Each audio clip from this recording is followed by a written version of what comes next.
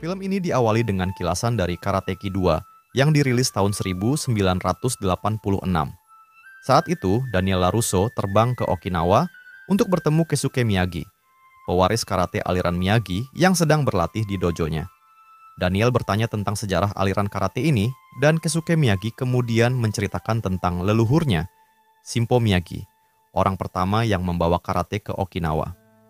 Shimpo Miyagi adalah seorang nelayan yang gemar mabuk-mabukan. Dalam keadaan mabuk, dia tanpa sengaja melabuhkan perahunya di Tiongkok, di mana dia disambut oleh keluarga ahli kungfu. Di sanalah Shimpo Miyagi belajar seni bela diri kungfu. Sepulangnya ke Okinawa, ia mengembangkan seni bela diri karate Miyagi yang berakar dari dua budaya dan dua seni bela diri, seolah menjadi ikatan yang menghubungkan keluarga Miyagi dan keluarga Han hingga saat ini. Inilah awal dari Karate Kid Legends 2025. Cerita berlanjut ke Beijing, China, di mana saat ini kita diperkenalkan dengan sebuah sekolah kungfu yang dikelola oleh Master Han, seorang tokoh legendaris yang pasti sudah tidak asing lagi bagi banyak orang. Meskipun kini ia tampak lebih tua, kemampuan dan perannya dalam banyak kisah tetap tak perlu diragukan. Di sekolah tersebut, Master Han diam-diam melatih seorang murid bernama Li Fong, atau kita panggil saja Li agar lebih mudah diucapkan. Namun, tindakan ini dilakukan tanpa sepengetahuan Ibu Li, yang sebenarnya selalu melarang anaknya belajar kungfu. Seiring waktu, konflik pun muncul karena Li baru saja terlibat dalam perkelahian yang membuat ibunya marah besar. Tepat saat Ibu Li datang mencari anaknya di sekolah, Master Han sempat meminta seorang anak kecil mengalihkan perhatian untuk menunda kedatangan sang ibu. Sayangnya, Ibu Li sudah mengetahui apa yang terjadi, membuat Master Han dan bocah tersebut kena semprot karenanya. 我知道他让你来拖住我，对不对？ 我可没做这个事情啊！一边去。 Dalam kesempatan itu, Ibu Li meminta Master Han menyampaikan sebuah pesan kepada anaknya yang kebetulan sedang menguping di balik dinding. Ibu Li mengabarkan bahwa dirinya mendapat tugas pindah sebagai dokter di sebuah rumah sakit di New York. Keputusan sepihak ini tentu saja membuat Li sulit menerimanya, meskipun pada akhirnya dia tak punya pilihan selain mengikuti ibunya. 送给你的，这是什么？ 我找到了一份新工作，纽约的一家医院。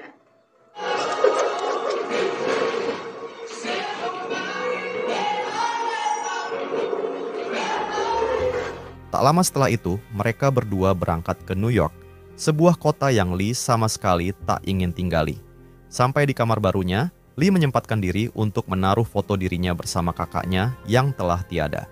Foto itu menggambarkan rasa rindu sekaligus penyesalan atas kehilangan sang kakak.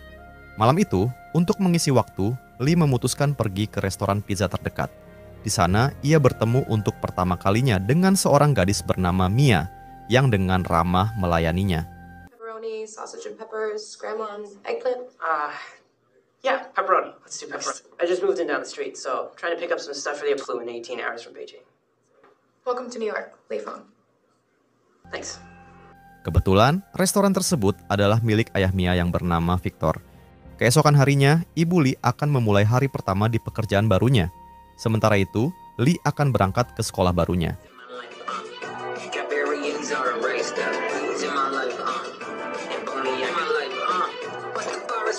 We got a second chance at a first impression.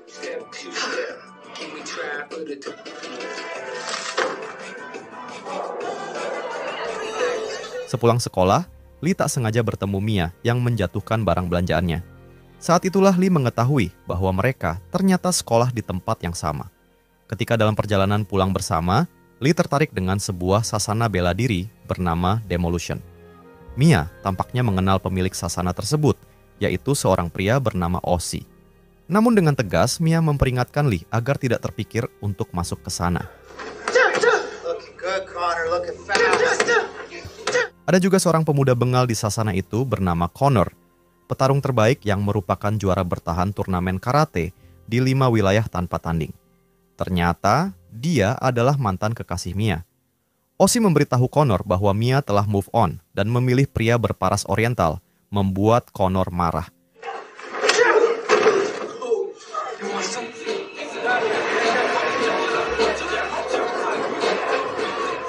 Sementara itu, Mia dan Li melanjutkan perjalanannya ke sebuah toko elektronik Cina untuk menukar blower restoran yang rusak.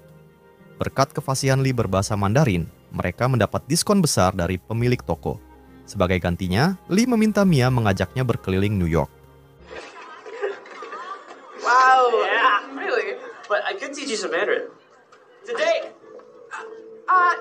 No. Beberapa hari kemudian, Mia benar-benar memenuhi permintaan Lee.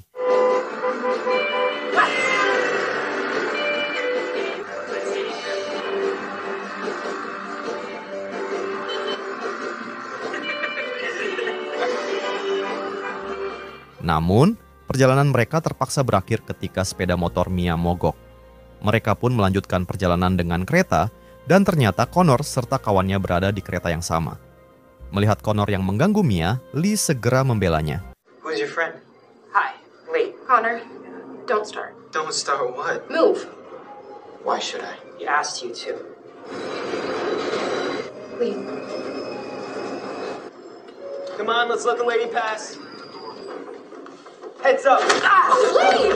Karena merasa bersalah, Mia membawa Lee ke restorannya, di mana Victor mencoba menyembunyikan luka di mata Lee agar tidak diketahui ibunya. Take a look.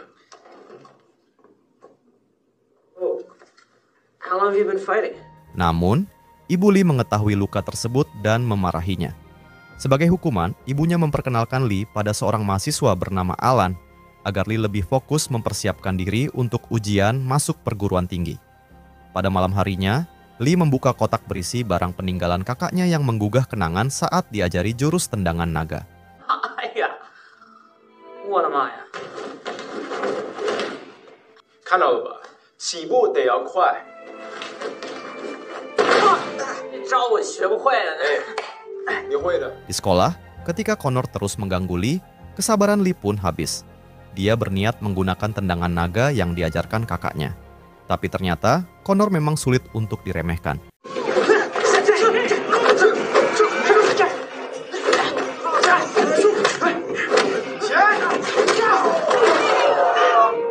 The dragon kick. What? Find me in the five boroughs where no one... Tengah malam saat merenungi kekalahannya dari Connor, Lee melihat motor milik Mia dan berinisiatif memperbaikinya. Namun di waktu yang sama, orang-orang suruhan Osi datang ke restoran Victor karena Victor memiliki utang pada Osi. Melihat gerombolan preman bersikap kasar pada Victor, Lee tanpa pikir panjang langsung membantunya.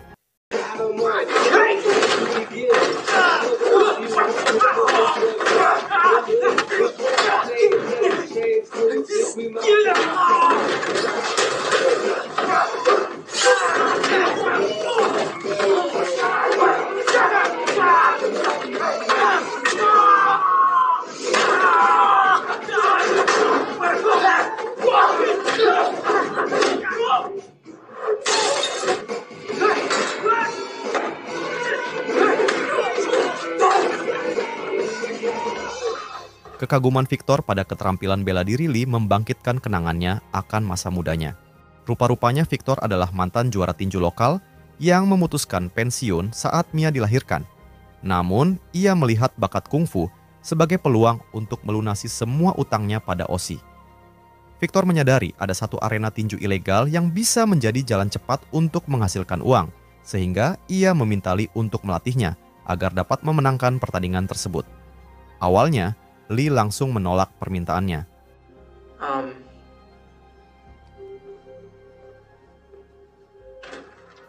Keputusan Lee berubah setelah dia berbicara dan menceritakan apa yang sedang dialaminya kepada Master Han. Menurut Master Han, berbagi ilmu adalah perbuatan baik. Malam itu juga, Lee mengunjungi restoran Victor untuk mulai melatihnya. 125.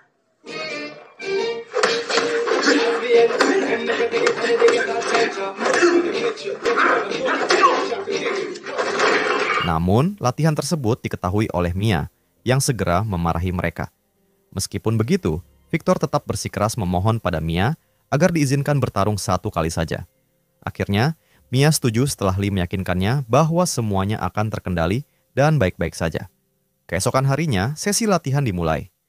Lee mengajarkan bahwa setiap aspek kehidupan dapat dianggap sebagai kungfu.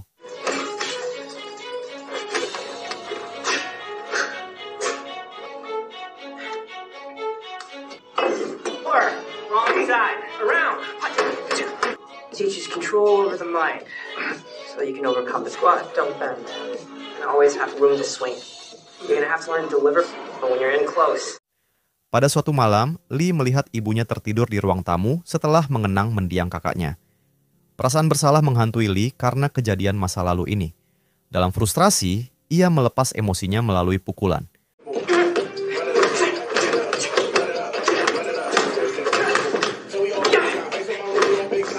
Melihat itu, Victor bertanya apa yang membuat Lee begitu tertekan.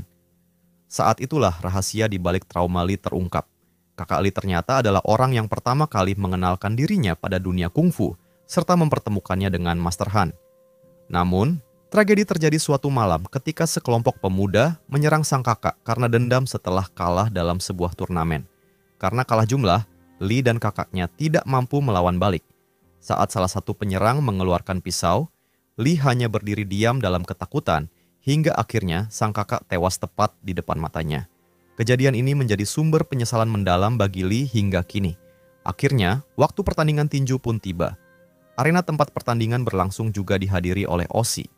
Secara kebetulan, lawan Victor ternyata adalah salah satu anak buah Ozzy. Break, you break. Gloves.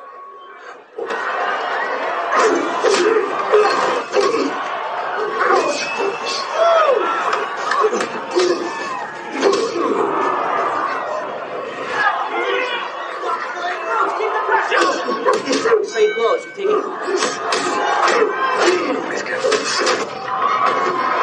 Let him back you up! Use the winning punch, Victor!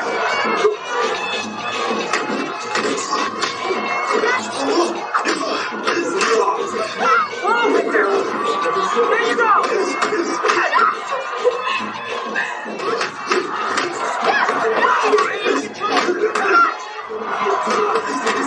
Pertandingan dimulai dengan Victor menunjukkan dominasinya di awal. Namun, Ozzy tampaknya telah mempertaruhkan uangnya pada pertandingan ini. Tidak ingin kehilangan taruhannya, Ozzy memerintahkan anak buahnya untuk bermain curang, yang berujung pada Victor kehilangan kesadaran. Victor mengalami benturan keras di kepala yang membuatnya harus mendapatkan perawatan medis.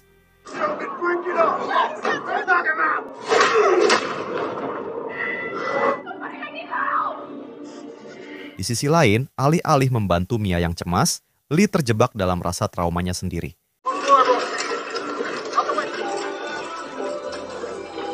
Kebetulan, orang yang merawat Victor di rumah sakit ternyata adalah ibu Lee. Akibatnya, Lee menghadapi amarah ibunya atas kejadian itu. Kejadian ini memupuk kebencian Lee terhadap seni bela diri yang sebelumnya begitu ia tekuni. Bahkan, ia tidak sekalipun menjenguk Victor selama di rumah sakit. Segalanya berubah pada suatu malam ketika Lee pulang ke rumah dan menyadari bahwa rumahnya telah dibobol.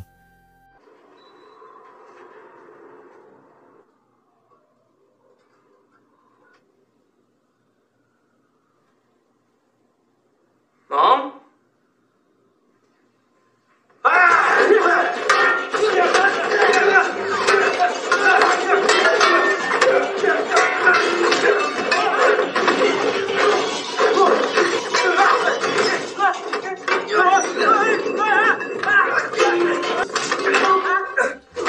Pelakunya ternyata adalah Master Han.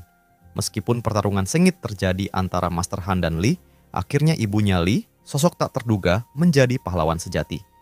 Hanya dengan tatapan tajamnya, Master Han pun hampir tak bisa bergerak. Setelah mendengar apa yang terjadi pada Victor, Master Han memutuskan mengajak Lee untuk menjenguknya keesokan harinya. Namun, kedatangan Lee tidak diterima dengan baik oleh Mia. Meski begitu, Victor tidak sedikit pun menyalahkan Lee atas kejadian tersebut. Dengan tiba-tiba, Master Han menyatakan bahwa masalah teman adalah masalahnya juga. Ia rupanya mengetahui bahwa Lee pernah memiliki niat untuk mengikuti turnamen karate 5 wilayah demi membalaskan dendam Victor kepada Ozzy, sekaligus menyelesaikan urusan pribadinya dengan Connor. Master Han berencana mendaftarkan Lee dalam turnamen itu dan memberinya waktu hanya 10 hari untuk mempersiapkan diri. Tanpa membuang waktu, Lee meminta bantuan Alan untuk menemukan tempat latihan. Mereka akhirnya menemukan sebuah taman yang tenang dan sepi pengunjung. Lokasi yang sempurna untuk latihan intensif Lee sebelum menghadapi pertarungannya. Sementara Master Han mendatangi dojo kenalannya yang dulunya adalah dojo mendiang Keisuke Miyagi, Saat ini dojo tersebut diteruskan oleh murid Miyagi, Daniel LaRusso. Kedatangan Master Han bertujuan meminta bantuan Daniel untuk melatih Lee, karena ia ingin membekali Lee dengan teknik karate khas Miyagi. Keesokan harinya, latihan keras pun mulai diberikan. Make do with what you have. Where did you come up with this? Asian.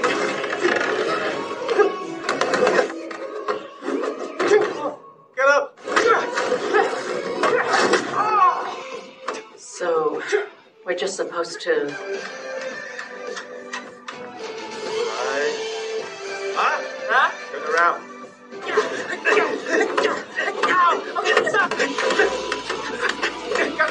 Beberapa hari kemudian, Daniel datang untuk mengevaluasi. Ia awalnya meragukan bahwa waktu pelatihan 1 minggu akan cukup. Namun, setelah melihat kemampuan yang sudah berkembang pada Lee, Daniel akhirnya yakin dan menyatakan bahwa persiapan selama seminggu lebih dari cukup. Di tengah pelatihan, Lee merasa ada sesuatu yang menghantui pikirannya, hubungannya dengan Mia. Dengan bantuan Alan, ia berpura-pura memesan pizza untuk dikirimkan ke taman tempat ia berlatih. Saat itulah Lee meminta maaf kepada Mia dan menjelaskan segalanya, termasuk trauma yang selama ini ia pendam. Menyadari perjuangan Lee, Mia akhirnya memutuskan untuk berdamai dengannya.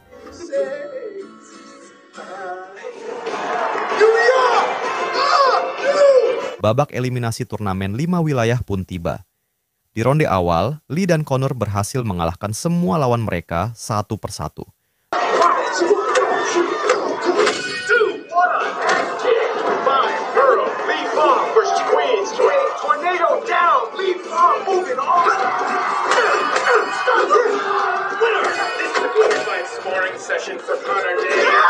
Namun, situasi memanas ketika Connor merasa tidak senang melihat Lee mengalahkan salah satu rekannya dari dojo yang sama.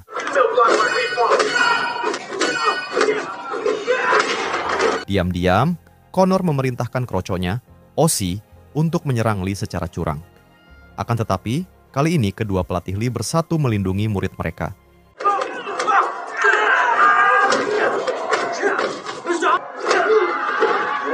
Selama jeda turnamen, Lee terus melanjutkan pelatihannya dengan fokus menghadapi keliaran gaya bertarung Connor yang seperti seekor harimau. Menyadari tantangan ini, Daniel memutuskan untuk menambahkan strategi jebakan dalam rencana mereka untuk menghadapi Connor.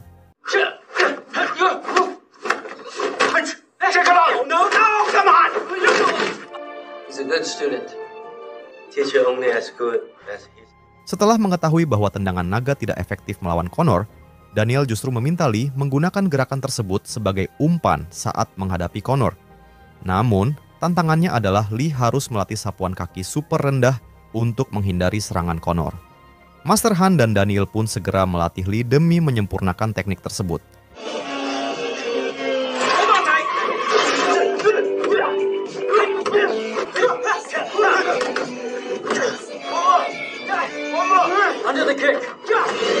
Meski sempat gagal berkali-kali, Lee akhirnya berhasil menguasainya. Sehari sebelum pertandingan final, Daniel memberikan peninggalan berharga dari Miyagi, bengker pengikat kepala khas karate Miyagi, sebagai tanda dukungan.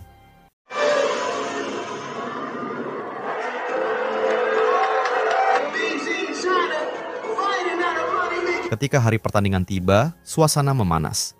Sebelum final dimulai, Master Han berusaha meyakinkan Ibu Lee tentang perjuangan yang putranya lakukan. Pada akhirnya, sang ibu luluh dan memberikan restunya, meringankan beban hati Lee yang selama ini terpendam. Pertandingan pun dimulai.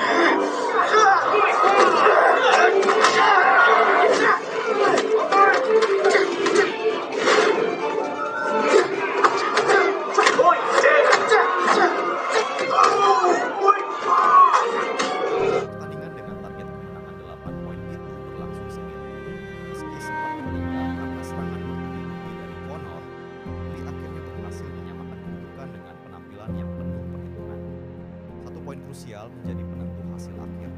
Ketika momen genting tiba, rasa trauma hampir menghancurkan konsentrasi Lee. Namun kali ini berbeda. Lee bertekad melawannya. Di saat penting itulah tendangan naga digunakan sebagai umpan untuk memancing.